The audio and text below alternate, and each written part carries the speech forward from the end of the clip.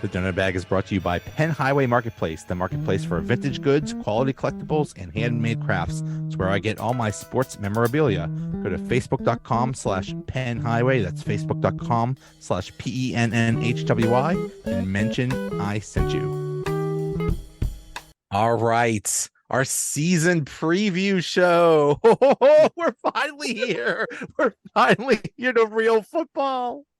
We don't have to talk about OTAs or mock drafts. We survived the offseason. My goodness. Before we get there, I just wanted to bring up Jimmy Buffett, an absolute legend.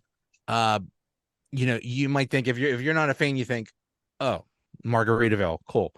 He, and that's what I thought at first. And my family was gung ho to see him go to one of those concerts. I'm like, sure, whatever, I'll go.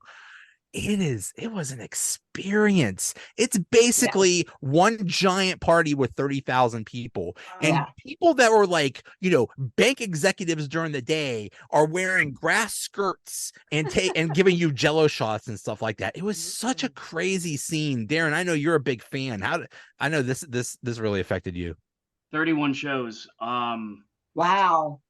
And the surfboard behind me, which I don't know how well you can see, that's signed by him at all the 31 shows. I only ever met him for maybe 3 minutes when he signed that. And he signed that because the Beach Boys were going to a concert at Blossom Music Center in Cleveland, and they got lost.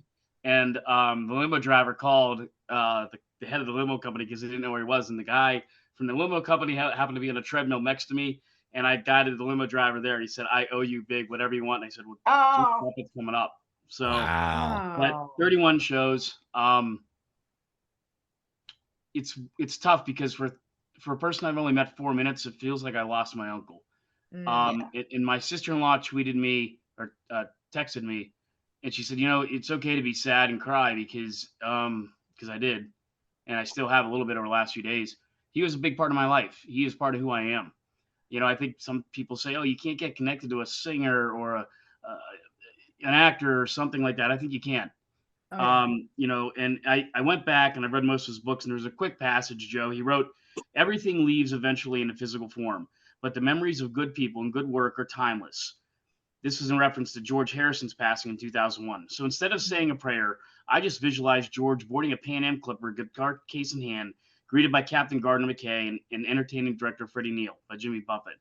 And I thought that spoke really well to him. I mean, this guy is, a troubadour. He's the captain of escapism for so many of us in so many forms.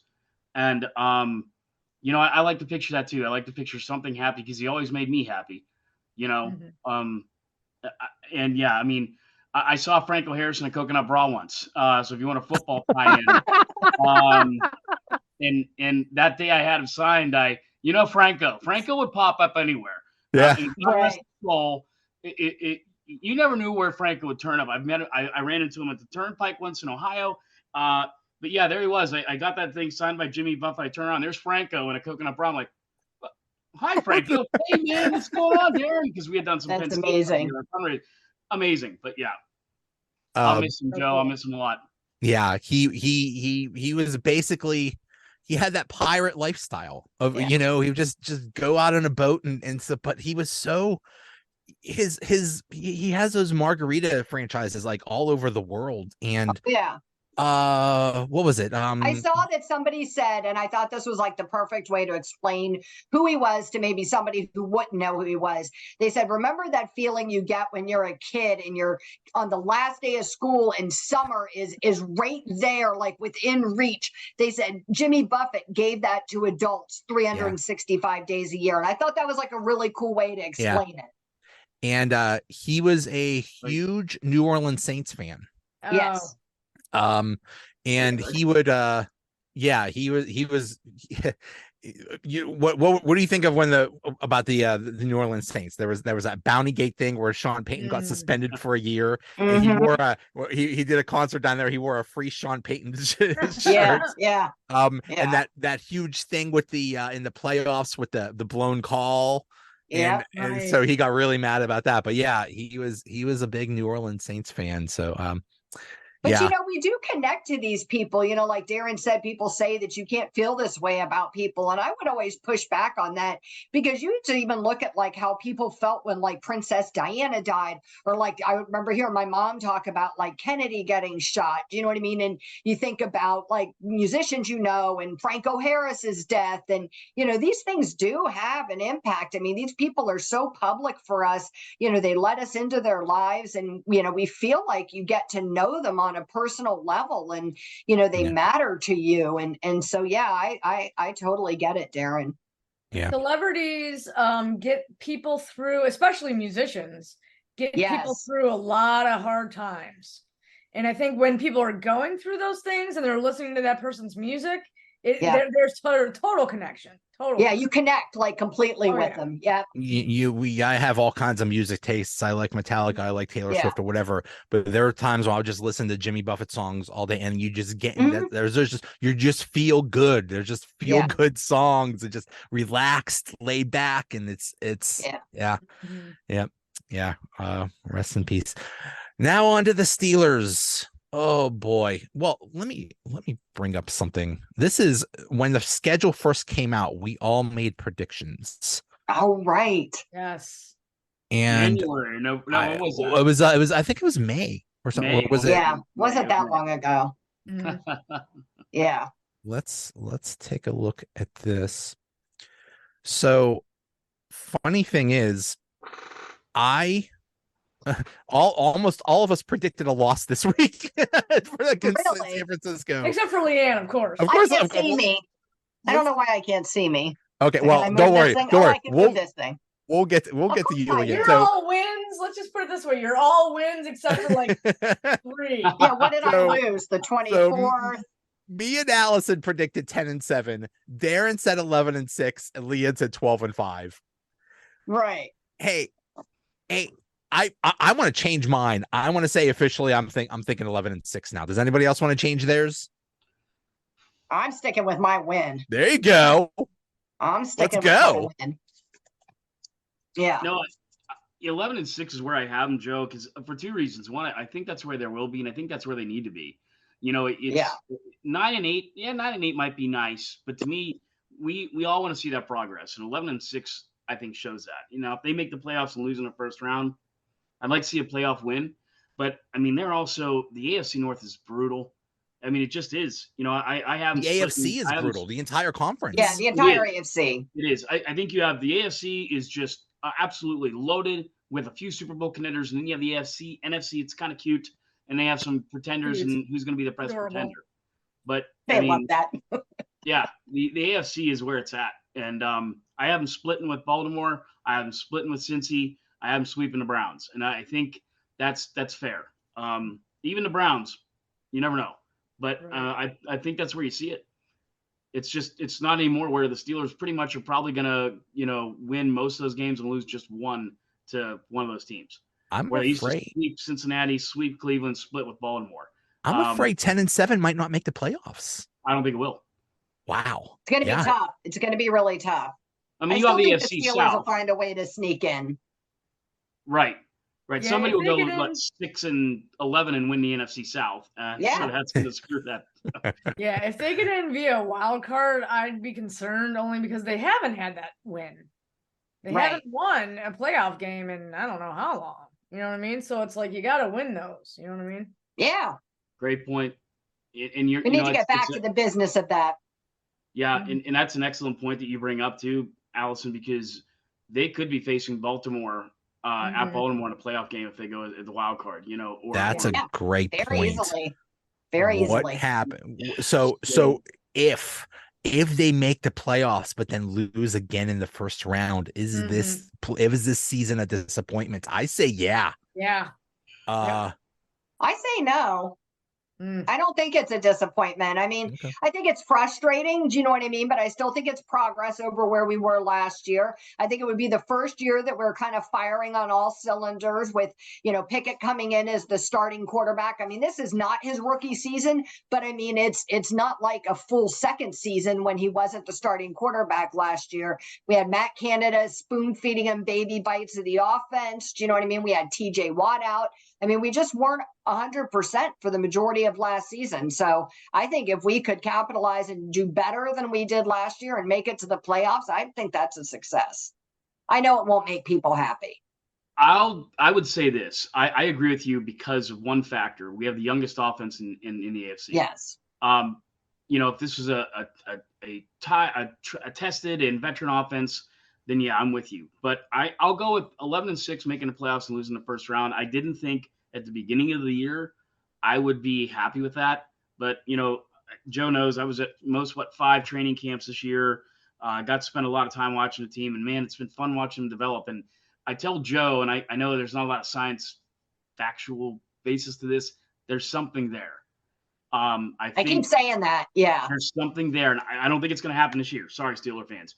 But it's going to happen, I think, provided they can keep doing what they're doing. I think Omar Khan did the best job a GM's done in all of the league in the offseason. There's something there. That's why I would say I'm with you. They lose, I'm okay with it. About 10 weeks ago, I wasn't. This team feels so much better than last year. It's like night and day. I don't know. Maybe we're just drinking the Kool-Aid. Maybe we're just in the Steelers bubble. But I mean, you look, DraftKings still has the Steelers at 8.5 wins. I think that's easy money. There's a lot of things that are easy money here. They have Najee Harris, 900 yards and 7.5 touchdowns. He might get that through November. Yeah. I could minimum 1,000 yards that dude's getting. Deontay Johnson, they have 825 yards and 82.5 receptions. That's very low for him also. Yeah, that seems weak. Now Pickett, they have 3,300 passing yards, 18.5 touchdowns, and 12 interceptions. I think that's actually probably where he's going to be at. Do you think he'll go higher or lower than those numbers? Pickett? Yeah. 3,300 yards. Higher. I mean, it's sad to say this, but in the day of age that we are with the internet and everything like that, there's still not enough people here seeing what we're seeing. And I think I think he's better than that. Last year he struggled, but last year he didn't practice with the first team all preseason. You throw him halfway through the Jets game and say, "Hey, here you go, have fun." Right? Yeah. That's bringing it down to layman's terms, but that's what happened to the kid. So I think it's going to be up. I mean, everyone's pissing on the kid, and I don't know why. Yeah, there were a lot of factors that played into why he didn't show to his potential. Canada, and again, it's not just Canada's play calling. You have to admit, yes, he's the offensive coordinator's, not going to throw like a Ben Roethlisberger kind of playbook at him. They're gonna want to limit him because he's so fresh, he's so raw. You know what I mean? They don't want him going out there and like in the beginning of the season, he threw so many interceptions, but then they reeled it back and they're like, okay, we want you to just take care of the ball, which was disappointing, but at the same time, it kept his interceptions down and probably helped win him some games. So we would hope that offense isn't going to be as limited this year as it was last year. Right. What if the 49ers are one of the best defenses in the league, or at least they were last year? What if in game 1 the Steelers play pretty poorly offensively? Not because of, not just because San Francisco is so good. They just got Nick Bosa. Great. He can now get extra cheese on his Whopper. That's wonderful. But what if they struggle against San Francisco and the coaches or whoever says, "Oh, we're gonna make it conservative again," and then this whole season gets Matt Canada'd? Say that, Joe. Yeah, I think if that happens, I think Canada's gone. I think he's not the answer. Do you know what I mean? Like, you've seen the progress that Kenny Pickett made, and I get that we only see like a tiny little, Jimmy-sized dot of what the reality is in preseason. But even with that little bit we saw, it looked like this tremendous leap forward. This continuation of where we were last year with no recession and moving forward and getting better during the preseason. So if he comes in week 1 and we see this massive step backwards because of play calling, then how can they justify keeping Canada? Yeah. I think that's why he had 1 year left on that too. contract. I think that's why they kept him. And Joe and I held up a sign a couple of podcasts ago. There's no more excuses. There's no more for Matt Canada. You know, I mean, you have a healthy Austin, you have a healthy Pickett, you have a probably. I'm still not sold on the offensive line. Let's see how it goes, but it's the best offensive line they've had since he's been there. You have Allen Robinson in the slot. I mean, a lot of the reasons last year they struggled was the slot position was really unreliable. I mean, a couple times you were having Gentry line up in the slot, which, I mean, good Lord. So, you know, there's a lot there, and I agree, no more excuses. And if they were to struggle in the way Joe's suggesting, I don't think they'll make a change into week 2. But, you know, I think it's important to get off to a good start. I think if they want to go to the 11-6, I think if this game's competitive, and I still think the 49ers will win, but I think it's going to be close to what people think. Mm-hmm. Yep. They were only 5-4 on the road last year. Yeah. They were 5-4 on the road. They weren't dominating on the road. And they I think the team is as fired up as we are. They look that way. They appear that way. Like, you know, they're always going to pay the lip service, you know, let's go, we're ready. But to me, it even has like a different vibe this season than I can recall in any recent season. Mm-hmm. Darren, you said you went to training camp and you saw something special. I guarantee the coaches are saying the same thing. We got something here. And I think the players are saying that too. And I think there is something special here. I have this vision. I have 2 visions, and they're scaring the hell out of me. One is that they start 10-1. And then they fade in the end. They end up 11-6, but they start 10-1. So then they end up 1-5, which would be terrible. And I also have this thing that somebody gets hurt, either Kenny Pickett or TJ Watt. I hate even saying it, but Allison wants to beat your tongue. Bite your tongue. Get him, Allison. But I just have this feeling that they're going to start so well, and it is just going to. Like if that happened, if they started 10-1, we wouldn't really be surprised. We'd probably say, yeah, probably, but other people would like lose their minds because other people outside of Pittsburgh still are disrespecting them, and they're like, how can this be possible? They're probably, oh, you got a lot of fluke wins or whatever. But I could see it happening. It's not that strong of a schedule coming out. No, you're right. It's not. It's not. I think they're like the 13th or 14th hardest schedule in the league. It's not hard. And the Bengals and the Browns are in the same boat. I mean, the AFC North doesn't have a strong matchup. So, yeah, I have it going out. Our toughest games are against our division opponents. I mean, those are really our toughest games. Yeah. Yeah. Right. But you know what? In those games, I make fun of the AFC South, which everybody should. Sorry, AFC South. Right. Kendra Green. The Jaguars always play us tough. I mean, forever. Go back to the Fred Taylor days. The Raiders. Yeah, the Raiders. And the Titans play us tough, too. So we have 3 opponents in there. I feel like they're going to lose one of those games. I'm not sure which one. It's a game they probably shouldn't lose, but I think they're going to lose to one of those teams. Maybe 2 out of the 3. I don't know. But, yeah, you know, it's I have that feeling. But the thing about that is they still have to come together. There's got to be a culmination point where everything's clicking, and it's probably not going to click in week 1. I think it may click, you know, down the road, and they'll do a little bit opposite of what you're saying, Joe. They may start out okay.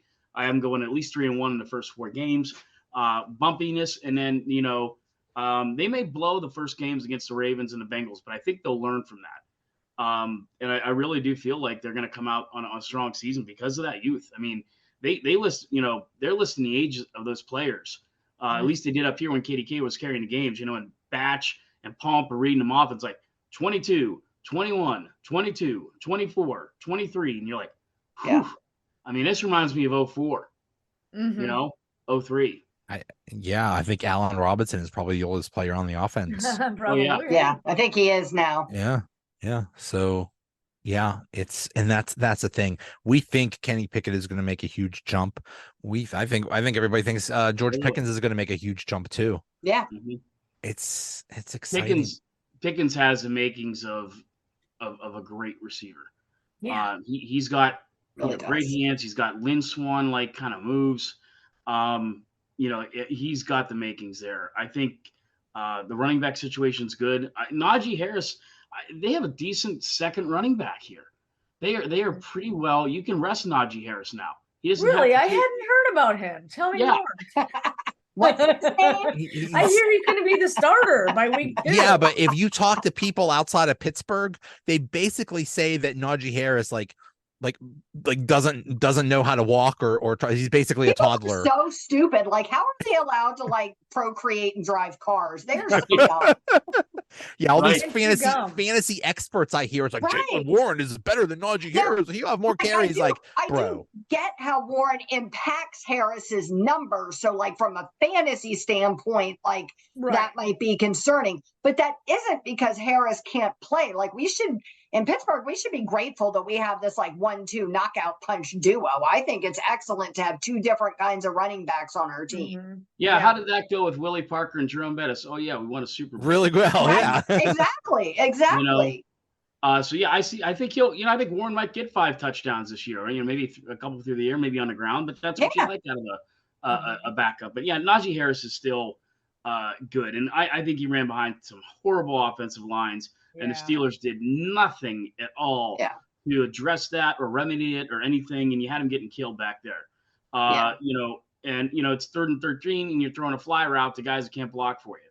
Exactly. And, now they have that. And it's just, again, there's going to be some, miscommunications. There's going to be a few of that in these first couple of weeks. But when his team starts gelling, it's going to be, they're going to upset some people, I think, too. Yeah, it's going to be exciting to see in general. I mean, in general, the offense, how much better it is with an upgraded offensive line, but for sure the run game. You know what I mean? For sure the run game, because it's like Naj has had a rough. I mean, sure he's had over 1,000 yards both seasons, but it's like that's not really awesome anymore. You know, it was a tough 1,000 yards.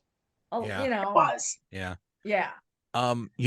We talk about how wonderful how much better the offensive line has gotten, but really there was only one change from last year, and that's Isaac Seumalo. Now that might be a big change, right? Yeah, but still, everyone else is the same. I'm not saying that's bad. I'm just saying, although we are apparently getting like a new and improved Dan Moore. So, I mean, even though he's not a new person, if he's coming out as a much more improved player, that's an upgrade. You know what I mean? And considering he already knows the system, that's a step ahead of then replacing him with somebody else. Remains to be seen how improved he is. But I'm not sure what happened to Dan Moore. But, earlier before we started the recording here, we had some good Cam Hayward stories we're sharing. Well, for the last couple of years, Cam Hayward's usually the first guy on, last guy off type of thing. Yeah. You know who joined him this year? His brother and Dan Moore. And yeah. I don't know, whatever it was. And all of a sudden, Jones is what happened to Dan Moore. Exactly. Exactly. Just a threat. Not that it seems like from what I'm hearing that Jones is nowhere near what he needs to be to start. And obviously that's why he's not. But just the threat alone, you know what I mean? I think Dan Moore really. They know that Broderick Jones is going to play and start at some point this season. Yes. He's not going to sit the whole season. So you better believe that put a fire under Dan Moore. It's like, he's coming for my job. Dan Moore has it twofold. Not only does he want to start and play in Pittsburgh, he needs to look good so that when Jones is ready to play, somebody else wants him. Do you know what I mean? He's not done. So he's also auditioning for his maybe Dan Moore can go to the other side and reprplace Chooks. Yeah, that would save some money too. Yeah, Dan Moore didn't play all that bad last year, and coming off that, when they go and get Broderick, and I think that was a big part of that fire. But I mean, he's just looked fantastic, and I mean, hey, we benefit from it for at least this year. So and when you look at that game, the offensive line's kind of a push for me, right? It's gonna be interesting to see how our O-line works. 49ers O-line's nothing to get too excited about. You remember they lost their big guy. McGinley to the Broncos in free agency. Now they kept Trent Williams, who will probably go to the Hall of Fame someday. But on the right tackle, they have Colton McKivitz, who last year was on their practice squad, and just kind of worked his way as a backup, and then started that last NFC game, and he did good. Okay, last year his numbers were not great. He had a 64.8% passer rating for pass blocking. The average in the league was 88.7. Guess who he lines up against on Sunday? TJ Watt. Right, yeah. So that kid's got Colton. That kid's got a lot cut out for him in the form of TJ Watt, and they'll probably switch, and Highsmith will take on Trent Williams, and they might switch back and forth. But the 49ers line isn't exactly stellar. The defensive line is, the offensive line not so much. So I think you're going to see the Steelers defense get in there and create some havoc on Sunday. Yeah. TJ Watt is going to. I know what his welcome to the NFL moment is going to be. TJ Watt just saw another dude make more money than him. The dude on the other team. Like, oh yeah. I think I'm pretty good too, guys. Yeah. Right. Yep. Well, and the contract that Nick Bosa got today was driven partly by what Donald and TJ Watt. Donald and Watt. Yeah. Yeah. Yes. Yeah. We could. Nick Bosa doesn't have to worry about saving up for Christmas. I think he got those that taken care of. Good. The rookie that is going to who will end up being the rookie of the year for the Steelers? Yes. Oh, it could be Herbig. Could be Herbig. Broderick Jones, Darnell Washington, Keanu Benton, be Washington. Nick Herbig, Joey Porter Jr. You know, I think it's Porter. Picks. Oh, it could be. It could be Porter or Herbig. I mean, they are just Herbig's so good right now that it's hard. I think it's hard. Herbig. Yeah, hard to pass up Herbig right now. But of course, you got a whole season ahead of you to see what they really get to do. Do you know what I mean? Who knows how much playing time Herbig will really get compared to Porter? Right. Yeah. Right. Yeah. And plus, again, I mean, we beat this like a dead friggin' horse, but it's like preseason, you know what I mean? Like he wasn't. It was everybody. Right. Everybody was playing against.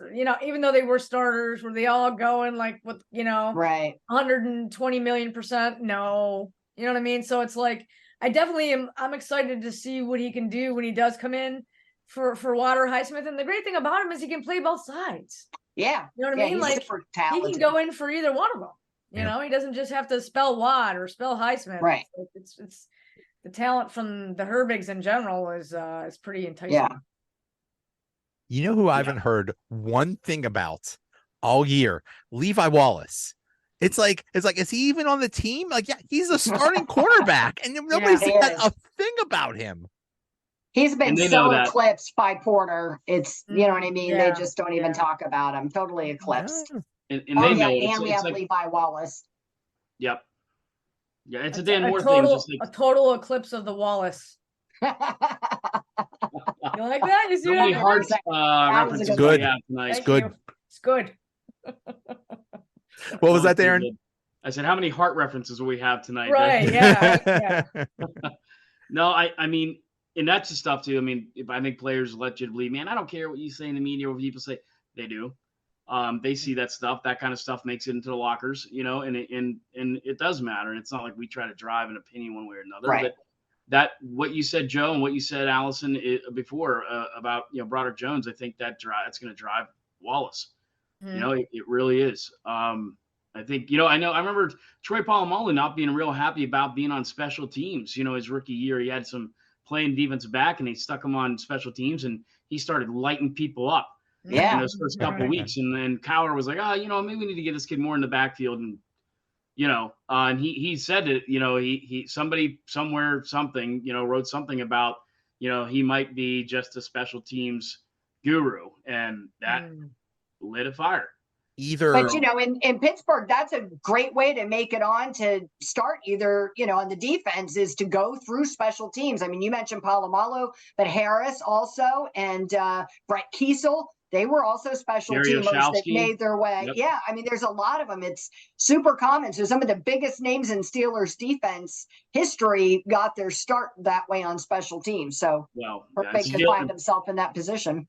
Pittsburgh loves an underdog story, man. If you're that guy that plays with special teams, and then they love it. Either the players find out what gets said about them, or the people near the players, their friends and family, tell them what people are saying about them. But they know all the stuff. Did you see Troy Polamalu is he was helping the 49ers, basically the 49ers Polamalu. Hey, it's a family show. Hey, no, I mean, they're both like Samoan descent. They both play for USA. Yeah, Polynesian. Thank you. Samoan would be a little bit bigger. They're both from USC. Yeah, he's been even before he was drafted, I think Troy was helping him out. He kept asking Polamalu for advice. Mm-hmm. And the one thing Polamalu told him is turn off your social media, kill your accounts for while you're in college. That's great advice. Tune all that out. Mm-hmm. We had Sinamalo on our show, and he talked about how that group, the Samoans and Polynesian group in the NFL are super tight, and they all talk to each other and support each other, and their families support each other, and just that's a really tight-knit community. It's like that in professional team you're on. It's like that in professional wrestling too. There are so many. Roman Reigns is from that family. The Rock. So many players, so many wrestlers throughout history. Most of them are in the same family, but still, they're all that Samoan descent, and they're extremely close with each other. So yeah, there's something about that. You know, that those people are very, very tight knit. So yeah. Oh boy, I'm so excited. I'm so. What do we have for scores for Sunday's game? I have the 49ers 23-21. How about you guys? 17-14. I'm sorry, but I just feel like defensively they're gonna, you know what I'm saying? 17-14 49ers? Steelers. Oh, Steelers. Actually, okay. I'm changing that you know, I think they're gonna win. LeeAnn, what do you think? Yeah. I was a little bit higher than Allison. I was more like 24, 23, 21, something like that. Steelers winning. I'm going 51-0 Steelers. I think that's a typical LeeAnn score. I can't believe it. No, I want to say 23-17 Steelers. It's going to be low scoring because these are both supposed to be really good defenses. Keep in mind, though, that the 49ers have a totally new defensive coordinator. I don't know if that's going to mess anything up. Yeah. Right. And offensive coordinator. And Nick Bosa just signed today.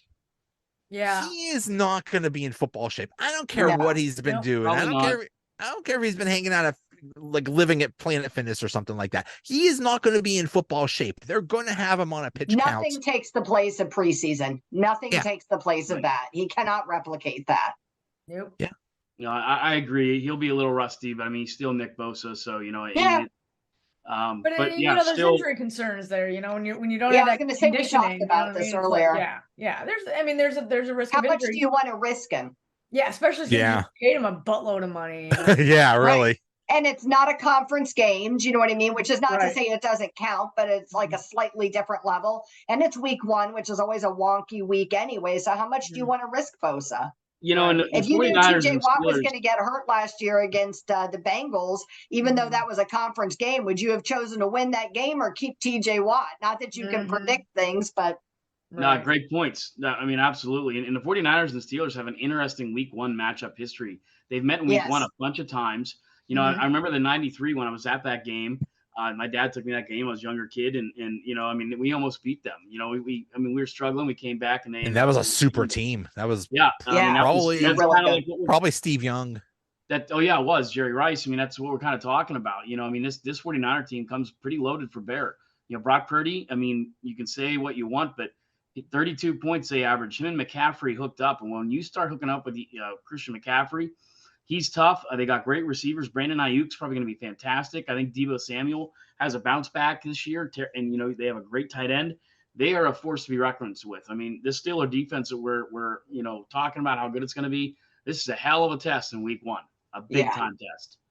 There's a hell of a test of my theory that Brock Purdy is a fraud. I was just going to ask you that because I remembered you saying that before. I'm telling you. Irrelevant being irrelevant. The dude is Duck Hodges. Okay. Duck Hodges was a nice story, but you don't want him as your franchise quarterback. Yeah.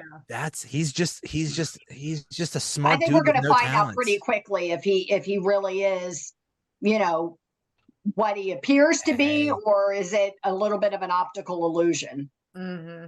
Yeah, I mean, to Joe's point, what if the Steelers do go in and just blow them out, and they have 6 sacks against the kid, and he turns the ball over, and all of a sudden it's a little bit chaotic in 49er camp. You know who actually might be good is Sam Darnold. I could see Sam Darnold in that situation being serviceable, being managing the game. He's not. Steve Darnold isn't the worst quarterback to ever live. He's no Trey Lance. He's no Zach Wilson. He could, in certain situations, he could excel. And that offense is a dang all-star team. I mean, McCaffrey and all those, like they're just loaded. And on it's going to come with like rapid fire speed. I mean, that's what Shanahan does. Do you know what I mean? That's how he runs his offense. It's going to do that to try to minimize the impact of players like Watt and Highsmith. And, we'll just have to see like if our defense can kind of keep up with that. Yeah. Yeah. Yeah. I don't think, honestly, I got to say it's probably the best game in week one. I mean, they're giving us, obviously the Chiefs are going to get that Thursday night matchup as the reigning Super Bowl champs. Apparently everybody thinks the Lions are Super Bowl contenders. I don't see it. I think they're kind of the same shoes as Pittsburgh, honestly. I think they're a young team on the rise. I think their shoes are tighter and cheaper made. They're from like Payless. Ours at least came from like Nordstrom's.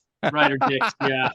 I think it's a national game, right? It's a 1 o'clock. Like that's nice. That's tough. And they released that today. It'll be the feature game. So they have a United States map, and the Steelers and 49ers are like the majority of what everyone's going to see. Oh, nice. Yeah. What's everybody's Super Bowl matchup? Oof. I sort of feel like the Eagles are going to go back. You know what?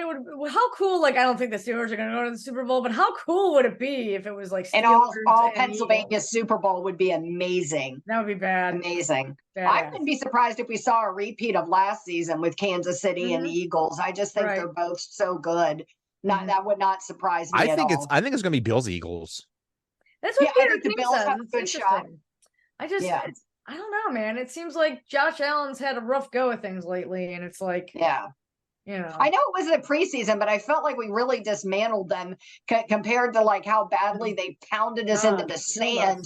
Do you know what I mean? In 2022. So I know it was preseason, but they just didn't look like themselves. I don't know if they just felt like we'd be an easy win or it didn't matter, or I don't know, but well, and Josh Allen, I mean, you could hear him at Heinz Field that night. He was getting pissed. I mean, he really was. He did not like all the penalties. He was not happy. Yeah.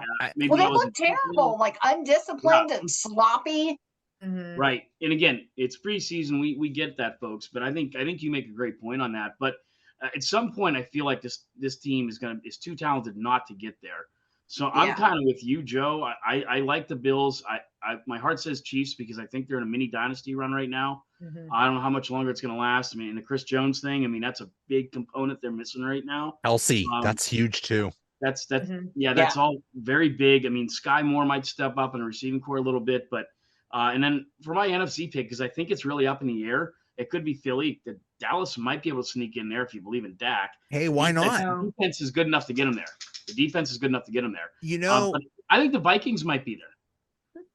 I mean, the Vikings had a great season last year. I mean, I think the best game of the year was that Bills-Vikings game without question. I mean, they were 13. I mean, they had a very good football team that's also very young and is kind of flying under the radar now. I mean, Packers are going to have a losing season. The Bears stink. Detroit is wild card material. I think the Vikings could end up winning that conference, and I think they could make a run. Interesting. I heard that Jacksonville's like a dark horse candidate to be like the number 1 seed in the AFC. It's possible. They could win the AFC South quite easily. I think Trevor Lawrence quietly also had a pretty good year last year. Trevor Lawrence is looking like what they drafted him to be. Yeah. And I wouldn't sleep on Miami. I mean, I just think it's too soon to tell. I think there's some teams out there that really appeared like they had some potential in 2022, a lot like Pittsburgh, made upgrades during the offseason, and then it's just going to be a matter of do they really all come together as something cohesive when 2023 gets going. If they could just stay healthy, if Miami can stay healthy, right? They got something special there. Right. Well, because to your point, I mean, all of these teams that we just named are one major injury away from being completely out of contention. Do you know what I mean? All of them have players they really rely on. And if, Kirk Cousins, if Josh Allen, you know what I mean? If any of these players, some of their big receivers, defenders go down, I mean, they could be in trouble. That could be enough to make them stumble. We saw so many teams just not play their starters at all in the preseason. Right. At all. Big mistake. Then you just throw them out there in week 1, and then it's like, I can't believe how many injuries there are. Yeah, because this is the first time you got them in actual playing conditions. Right. Right, because that new player agreement that they agreed upon, was it 2 years ago now? There's a limited amount of practice. They can even practice in helmets during the season and pads, right? So that's one thing. It's so funny how, not to beat the homer drum, but we've had Noel, Tomlin, Koehler, right? And all three of them have been hard knocks guys, and Tomlin, he gets them in pads. Koehler had them in pads. I mean, this is the football we play. To each one of those men's credit, they've adopted that. I think they see value in that. I think Hard Knocks has wanted to do the Steelers for a couple of years now, guys, and I don't think Tomlin's been comfortable. Tomlin has flat said no. Yeah, he's flat said no. Yeah. And because honestly, let's be honest, it would be a really great series. I know I'd be watching it. So the Jets this year was okay. It was all right. But yeah. The thing is you can't replicate what it is to play an opponent. Do you know what I mean? Like, you just can't replicate that. I don't care how hard your defense goes against your offense. It isn't the same thing. These people. It's just not. And so to me, there's no practice you can do at your own facility that replicates what you get out of a preseason game, even if they only start one game. Well, yeah. And, it's so different. Joe and I talked about this last year. We remember as kids. Remember the Redskins with the Commanders now, they would practice when they were the Redskins, they would practice in Carlisle, PA. So early in preseason, it would always be the Steelers went to Carlisle, the Redskins would come to Latrobe, and they'd have a full out scrimmage and go where it at, helmet, pads, everything. Now it's I've heard a lot of teams like to do those scrimmages, and the reason why is because they get to hide. The problem with having preseason games is they're all televised, and if you're trying to hide a player on your roster, maybe cut him and then put him back on your practice squad, if he blows up in some preseason game or something like that, you're not going to be able to do that. So that's why they like those scrimmages, because they could you could still kind of have a game, but it's not out there for everyone to see. Right. Or those teams where the two teams come together and practice during camps, you know what I mean? Not like a whole scrimmage. But, I heard some of the players talking about that recently, and they said that it's just like a disaster, like a recipe for disaster, because one team will need to be like the alpha dog, and like they just won't quit till like the other team submits. That's the thing. There's so many injuries, potential for injuries, fights, chippiness, all of these things that just aren't necessary during an actual preseason game. The refs are there and they regulate this stuff and make sure things stay as calm as possible. You gotta be sick and tired of any team has to be playing, of Dan Moore going up against Cam Hayward every single day. It's like, can I please have someone else? Poor Chooks going against TJ Watt every day. Like, please, can he take a break or something like that? At least when you go against another team, it's like, oh, good, I get to beat up someone else. Yay. Right. Well, then you get a break and you get Herbig. You got to be like, what the hell? Right. Yeah. What kind of break was that? Yeah. But I mean, it's funny. I always say how fantasy football mirrors life. And you sit there in the same way. We always try to have our draft at the last possible weekend before tomorrow night's game, because you don't know. I mean, it's just, that's always that big fear of who's going to go down this year, and so every fan base goes through that. Yeah. We just hope it's not us. It's just there's a big injury roulette wheel, and you just hope that your team is okay. So we'll damn well all of Cincinnati was holding its breath for at least 24 hours when they carted Joe Burrow off on a cart on the first day of practice. I mean, are you kidding me? Could you imagine if that was Kenny? It's like, oh God. Even until like this week, they were still like, is Joe Burrow okay? Is he right? Yeah. So that's scary stuff. So, all right, guys, thank you so much. Thank you. Let's hope for a good season.